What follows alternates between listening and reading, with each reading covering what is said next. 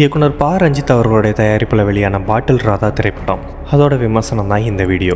சமீபத்தில் இந்த படத்துக்கான ஒரு விழாவில் தான் மிஸ்கின் அவர்கள் குடியை ப்ரொமோட் பண்ணி சில தகாத வார்த்தைகளை பயன்படுத்தி பெரிய சர்ச்சையில் சிக்கி அடுத்ததாக பேட் கேர்ள் பட விழாவில் அதுக்காக வருந்தி கண்ணீர் விட்டு மன்னிப்பும் கேட்டிருப்பாரு. ஆனால் இந்த ஒரு படத்துக்கு மிஸ்கின் ஏன் அப்படி பேசினாரு அப்படிங்கிறது இப்போ வரைக்கும் புரியலை. ஏன்னா இந்த படம் முழுக்க முழுக்க குடிக்கு எதிரான படம். ஆனால் அன்னைக்கு மிஸ்கின் அவர்கள் மேடையில் குடியை முழுக்க ஆதரித்து பேசியிருந்தார். எது எப்படியோ இந்த படத்துக்கான ப்ளஸ் மைனஸ் என்ன, கண்டிப்பாக எல்லோரும் இந்த படத்தை பார்க்க வேண்டியதுக்கான காரணம் என்ன அப்படிங்கிறத பற்றி பார்க்கலாம். படத்தில் ப்ளஸ்ன்னு சொல்லணும்னா இந்த படத்துக்கான மெயின் பில்லரே குரு சோமசுந்தரம் தான். நிஜமாவே குடிக்கு அடிமையானவன் எப்படி இருப்பான் அப்படிங்கிறத நம்ம கண்ணு முன்னாடி தத்ரூபமாக நிறுத்தியிருப்பார். அடுத்ததாக அவருக்கு மனைவியாக நடிச்சிருந்த சஞ்சனா நடராஜன், ஒரு குடிகாரனோட மனைவி இந்த சமூகத்தில் எவ்வளோ கேவலப்படுறாங்க, எவ்வளோ அவமானப்படுத்தப்படுறாங்க, அவங்களுடைய வாழ்க்கை எவ்வளோ கொடூரமாக இருக்குங்கிறத அவங்களும் நம்ம கண் முன்னாடி அப்படியே நிறுத்துறாங்க. அடுத்ததாக ஆக்டர் ஜான் விஜய், குடியால் பாதிக்கப்பட்ட ஒருத்தன் தன்னோட வாழ்க்கை அழிஞ்ச மாதிரி யாரோட வாழ்க்கையும் அழிஞ்சிடக்கூடாது அப்படின்னு குடியிலிருந்து ஒருத்தரும் வெளியில் வர்றதுக்கு அவர் கொடுக்குற ஒவ்வொரு ஸ்பீச்சும் அவ்வளோ ஒர்த்து. இப்படி இந்த படத்தில் மெயின் கேரக்டர்லேருந்து சின்ன கேரக்டர் பண்ண எல்லாருமே அவங்களோட நடிப்பில் அவங்களோட பெஸ்ட்டை கொடுத்துருக்காங்க.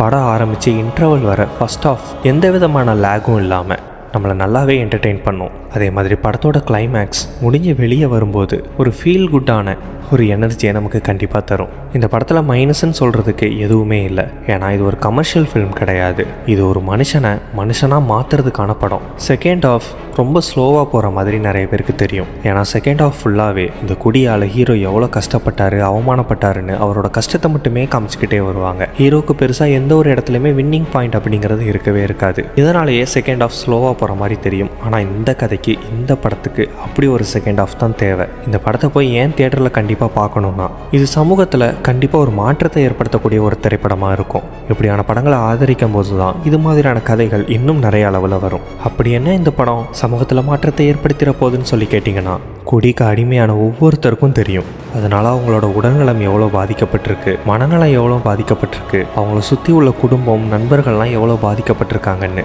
ஆனால் அவங்களே அதை விடணும்னு நினச்சா கூட விட முடியாமல் அவதிப்படுறவங்க நிறைய பேர் இருக்கிறாங்க.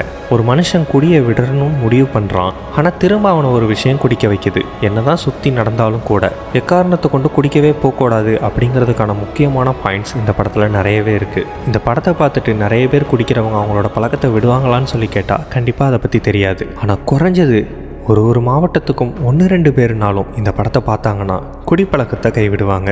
ஆப்வியஸாக நிறைய இளைஞர்கள் இந்த படத்தை பார்க்கும்போது ஒருவேளை அவங்க வாழ்க்கையில் இதுவரை அவங்க குடியை தொட்டதே இல்லை, குடித்ததே இல்லை அப்படின்னா கண்டிப்பாக இந்த படத்தை பார்க்கும்போது மது மேலே அவங்களுக்கு இன்னும் வெறுப்பு அதிகமாகும். புதுசாக குடிப்பழக்கத்துக்கு யாரும் அடிமையாகாமல் இருப்பாங்க. மொத்தத்தில் இந்த படம் அடிக்ஷனை பற்றி தான் பேசுது. குடின்னு இல்லாமல் எந்த ஒரு விஷயமா இருந்தாலும் சரி, அது உங்களோட வாழ்க்கையில் ஒரு அங்கமாக இருக்கணுமே தவிர உங்கள் வாழ்க்கையாகவே அது மாறிடக்கூடாது.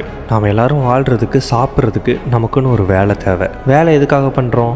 நம்மளையும் நம்ம குடும்பத்தையும் பார்த்துக்கிறதுக்காக பண்ணுறோம். ஸோ குடின்னு மட்டும் இல்லாமல் உங்களோட நேரத்தை வீணாக்குற, உங்களோட உடல்நிலையை மோசமாக்குற, உங்களோட மனநிலையும் உங்கள் குடும்பத்தில் உள்ளவங்களோட மனநிலையும் கவலைக்கிடமாக்குற எந்த ஒரு அடிக்ஷனும் நல்லதுக்கு இல்லை.